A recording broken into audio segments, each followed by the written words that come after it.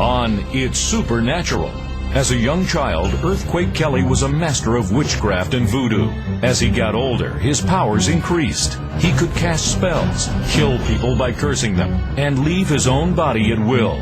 He soon died from a drug overdose and went to hell. See what brought Earthquake Kelly back to life, and discover the amazing power that can bring people back from the dead.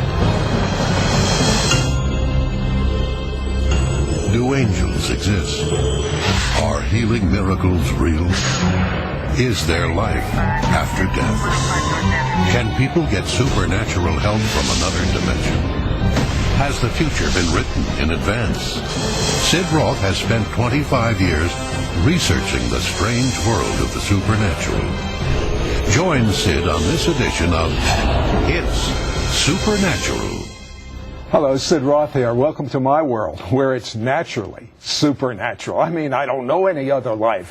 I wouldn't want to live any other life.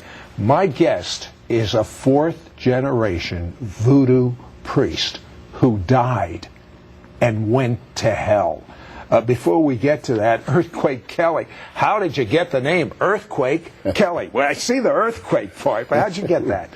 Well, I was, back in '83, I was competing for the '84 Olympics in Los Angeles, and there was a guy I was fighting for in the elimination bouts, and he was sort of getting the best of me, and I closed my eyes and threw a jab, and to my surprise, he was laying out on the canvas. So the guys, the sports announcer at the time said, "Man, that guy hits like an earthquake." So people started calling me Earthquake from 1983. But actually before that, I had a dream, and in this dream, the ground was shaking. And a voice said, "Because of you, the ground is shaking. Because of you, the ground is broken." And I believe God really gave me that name first before the people in the sports arenas. Okay, but you just don't look Irish to me, Earthquake. Where's the Irish coming, Kelly? Well, I traced my family tree back all the way to Ireland through the slave trade. It was a man named John Kelly who was in Ireland. He left Ireland, went into the Caribbean, bought some land, had a plantation there, and from the slave trade, that's where we got our name from. And your great ancestor, who you came from, was African, and she was involved in voodoo. And right. Mr. Kelly did not have a good time because of this voodoo. What happened to him? Well, my people, people from way back, they put a curse on him, and it's historically fact throughout my family tree that. We know about the curse that was put on the Kelly lineage there in Haiti, and all his crops started to fail. So he decided, well, I'm not growing anything here, and he took some of his slaves and went to New Orleans, believing that he was going to get away from it. And of course, some of the things happened down there. Then he went from there to Texas, and that's where my father was born, down in there. Okay, so here you are with this voodoo heritage on one side, and your father marries a Pentecostal Christian. What a combination.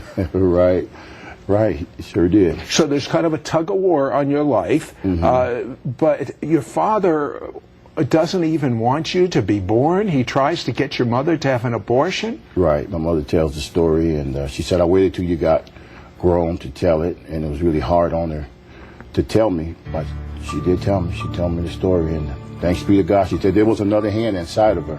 She could feel another hand inside of her preventing all of those things.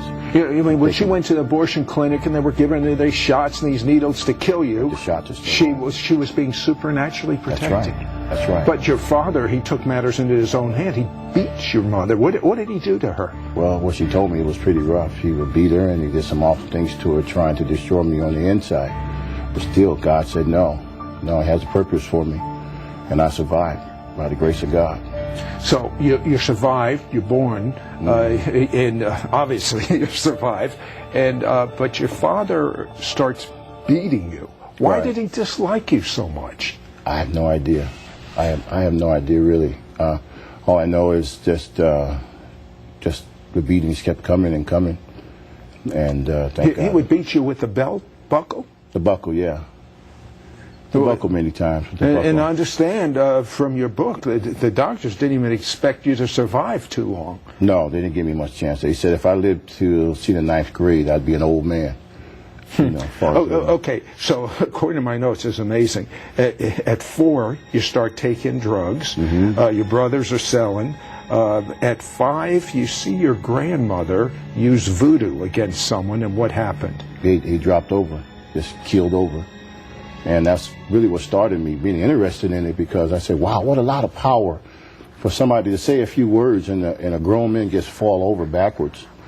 And that started me getting interested in it, because I didn't even know that, you know, there was that much power in it. Except what I saw on TV as a child. But now actually seeing it with my own eyes was like, wow, I wanted some of that. Did you try it? Oh, yes. At that young age? Oh, yeah. Oh, yeah. What happened? When I said the words that I heard, it felt like something started swirling around and got on the inside of me, and these things got inside of me, and I became possessed, and it started a spiral of going downhill from then on. I mean, you became. How old were you when you had a gun and were working with prostitutes? And 13.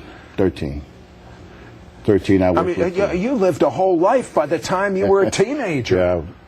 Life of a 50 or 60-year man before I even got into my teens. Yeah, that was a dangerous thing to do, to work with the prostitutes, and had to go to each one of the dates with them and sit there with the pistol and make sure the guy paid. I was only 13. They started working on my mind after a while. So I started going really crazy after. What happened when your dad brought home a witch to mentor you? What was she mentoring you for? She's told me that I, being from Haitian background, and that I was to be sent down to Haiti to work on the Papa Doc Duvalier, to be raised up under the president of that country, to control the people through voodoo. And so at the time I was for it, because that power thing, and I was preparing myself to go. What was your preparation like? How many hours a day did you put into this? Well, not so much the day, mainly the night, because I didn't get much sleep. Because there's something about what they call the bewitching hour, which like 12 o'clock to maybe 3 or 4 o'clock in the morning, which a lot of the evil things are being, you learn a lot. Well, she would give you, this witch would give you the names of demons that would then inflict harm on people? Oh, yes. Oh, yes. So you would just call out this name, and then evil would happen to people. You can send things to people, right? But what happened? Wait till you find out what happened when he tries to use this power against some real Christians. Don't go away. We'll be right back. We'll be right back to It's Supernatural. We now return to It's Supernatural. Hello, Sid Roth here with Earthquake Kelly, and Earthquake, it's pretty fascinating. This witch moves in. What'd your mother do about that? What about your brothers and sisters? You were, what, the 7th child? Mm-hmm. But did that have significance? Yeah. They, in voodoo, they deal with numbers just like we do it as Christians, but they copy everything that God has. So they wanted the 7th child. Me being the 7th child, they picked me to go and down into Port-au-Prince and City Soleil and live down there and to work with the president of that time, Papa Doc Duvalier. But thank God I had a praying mother, and she's still praying. Thank God for that. Okay, so you're being equipped by this witch to be, I guess, some sort of a priest with Papa Doc Duvalier in Haiti. And how come you didn't go there? One day, my dad, the witch, and myself, the witch packed my suitcase from a little brown bag. She packed it. She said, "This is a day for you. I'm going to take you into Manhattan and put you on a boat, and we're all going to sail down to Port-au-Prince." Did you want to do this? Yeah, I wanted to do it because I was into power at that time, because I was watching some things happen. Man, some things really take place in that realm.